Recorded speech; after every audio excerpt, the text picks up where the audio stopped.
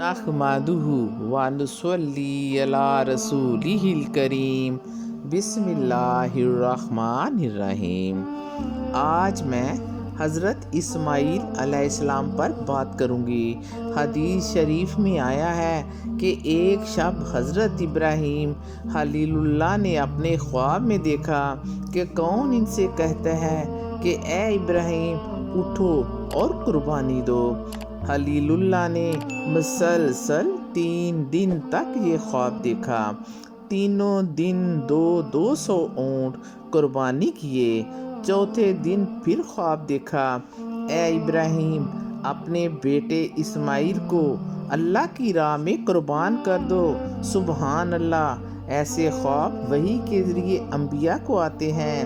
حضرت ابراہیم علیہ السلام نے یہ خواب حضرت سائرہ کو سنایا اور کہا کہ میں یہ قربانی کرنے کو تیار ہوں۔ سائرہ سے گفتگو کے بعد آپ اپنی سواری پر سوار ہو کر حضرت ہاجرہ کے پاس پہنچے۔ اس وقت حضرت اسماعیل کی عمر 9 سال تھی۔ حضرت ابراہیم نے حضرت ہاجرہ سے کہا کہ حضرت اسماعیل کو اچھے کپڑے پہناؤ، نہلا دھلا کر کنگھی کر کے اسے میرے ساتھ دعوت میں بھیج دو۔ حضرت ہاجرہ نے اس کو تیار کیا، خوشبو لگائی اور اسے اپنے باپ ابراہیم کے ساتھ بھیج دیا۔ حضرت ابراہیم نے ایک چھری تیز دھار والی اپنی آستین میں چھپائی۔ خلیل اللہ حضرت اسماعیل کو لے کر نکل پڑے۔ ابراہیم آگے آگے تھے اور اسماعیل پیچھے پیچھے۔ یہ کیفیت دیکھ کر شیطان ابلیس اسماعیل کے پاس پہنچا۔ حضرت اسماعیل کو کچھ کہے بغیر حضرت ہاجرہ کے پاس پہنچا اور کہا کہ اسماعیل بیٹا کہاں ہے؟ اس نے جواب دیا کہ اسماعیل اپنے باپ کے ساتھ ضیافت میں گیا ہے۔ شیطان نے کہا کہ اسماعیل کو اس کا باپ ذبح کر دے گا۔ ہاجرہ نے کہا کہ کبھی کسی کا باپ بھی ذبح کرتا ہے؟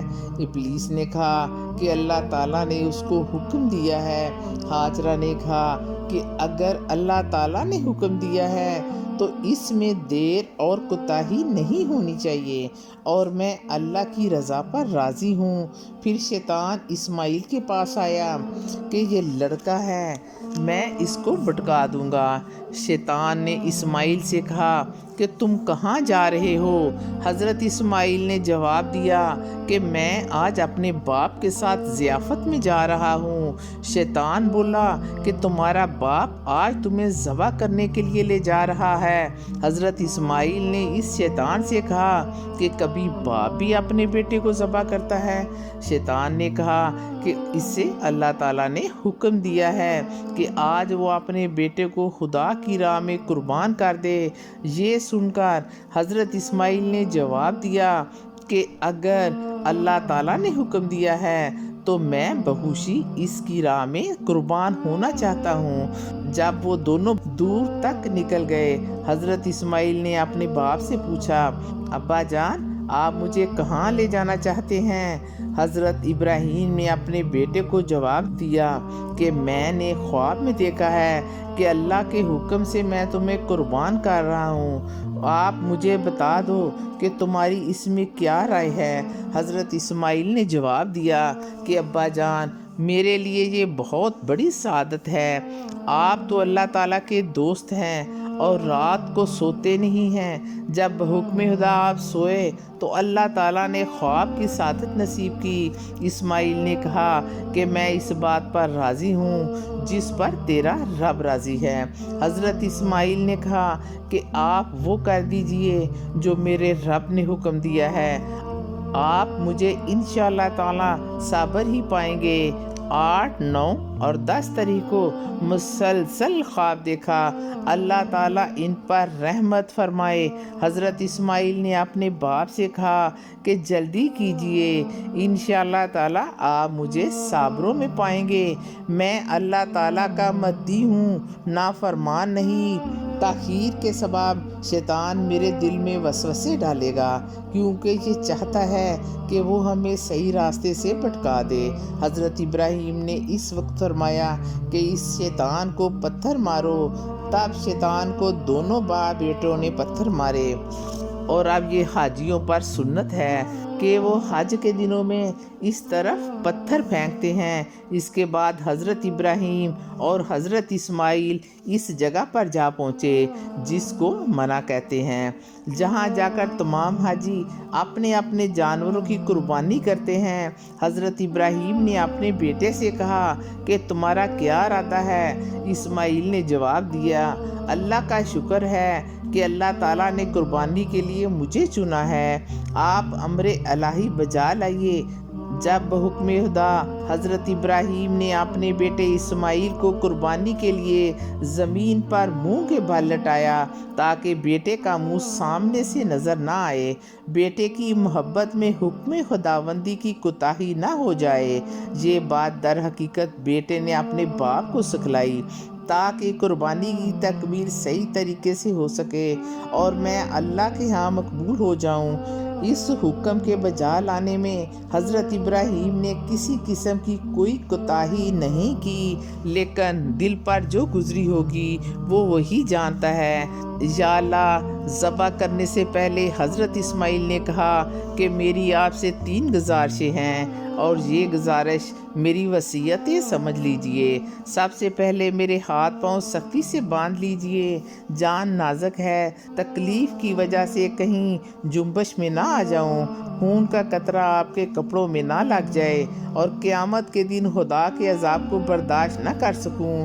اور دوسری وصیت یہ ہے کہ منہ میرا زمین کی طرف کر لیجئے گا تاکہ نہ آپ مجھے دیکھ سکیں اور نہ میں آپ کو دیکھ سکوں۔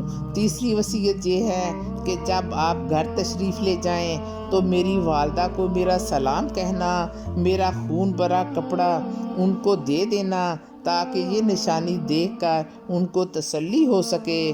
یہ میں اس لیے کہہ رہا ہوں کہ ان کا کوئی اور بیٹا نہیں۔ اور یہ باتیں اپنے بیٹے سے حضرت ابراہیم نے سنی تو اپنے بازو کی آستین سے چھری اور رسی نکالی، حضرت اسماعیل کے پاؤں اچھی طرح باندھے اور حضرت اسماعیل کا منہ بھی زمین کی طرف کر دیا۔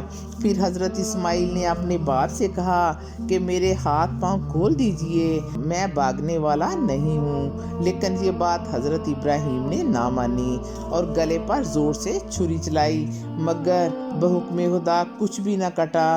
حضرت اسماعیل نے اپنے باپ سے کہا کہ آپ چھری الٹی چلا رہے ہیں۔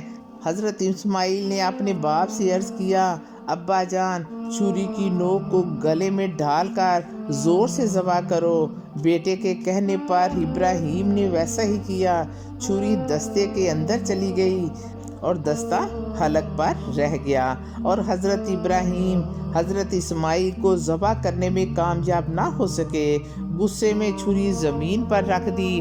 اسی وقت چھری نے کلام کیا، اے ابراہیم، کہ اللہ تجھے کہتا ہے کہ کاٹو لیکن مجھے کہتا ہے کہ نہ کاٹو۔ اللہ آپ کو 1 دفعہ فرماتا ہے لیکن مجھے 10 دفعہ فرماتا ہے کہ مت کاٹو۔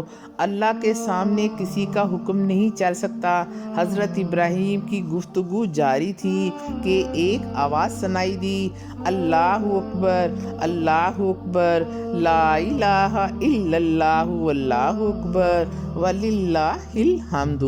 حضرت ابراہیم کو یہ کہتے ہوئے دیکھا، بلند آواز سے کہتے ہوئے، قولہ تعالی قولہ تعالی ونادینہ اے ابراہیم قد صدقت الرؤیا ان کذالک نجزی المحسنین ان ھذا لہو البلاء المبین فدینہ بذبح عظیم وترکنا علیہ فی الآخرین سلام علی ابراہیم کذالک نجزی المحسنین انہ من عبادنا المحسنین انہ من عبادنا المؤمنین۔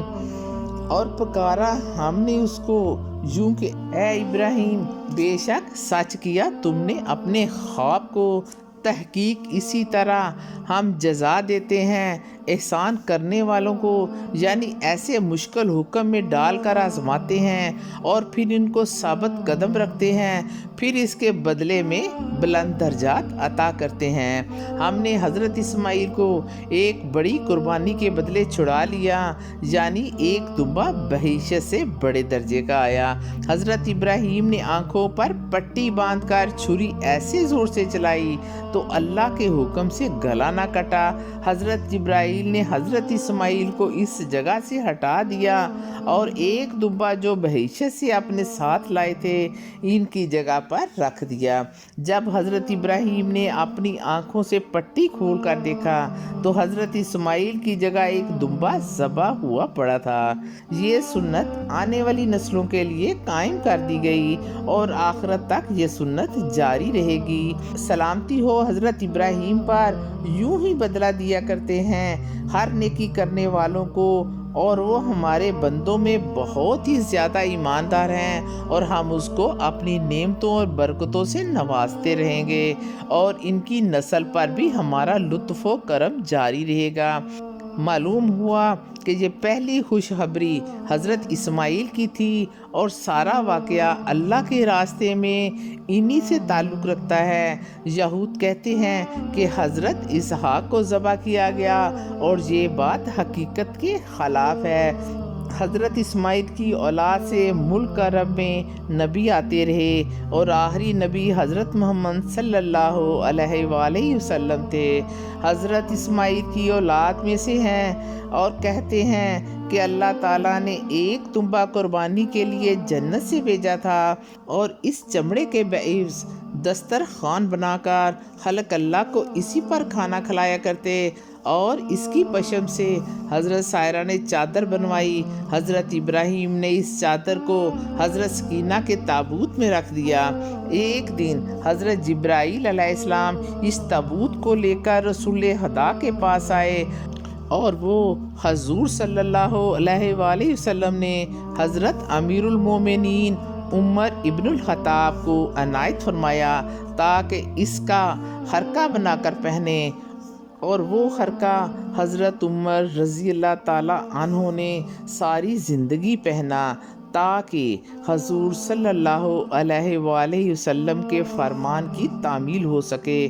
حضرت عمر رضی اللہ تعالیٰ عنہ جانتے تھے کہ آخرت میں نجات کا دار و مدار حضور صلی اللہ علیہ وآلہ وسلم کی اطاعت میں ہی ہے۔ اللہ تعالیٰ ہم سب کو بھی حضور اکرم صلی اللہ علیہ وآلہ وسلم کا جذبہ اور شوق عنایت فرمائے، آمین۔